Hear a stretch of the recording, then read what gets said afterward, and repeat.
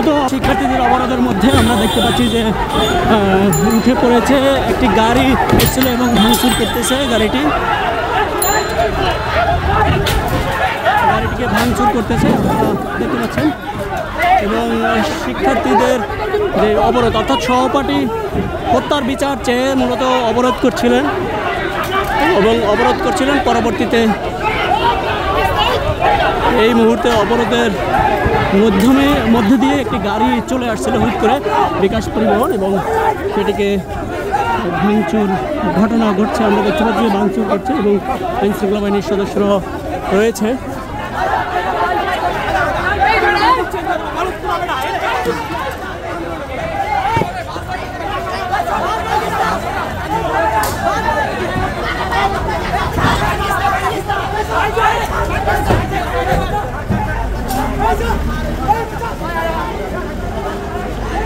যদিও গাড়িটি ভাঙার পরে কিন্তু চলে গেছে এবং কাজগুলো পড়ে আছে।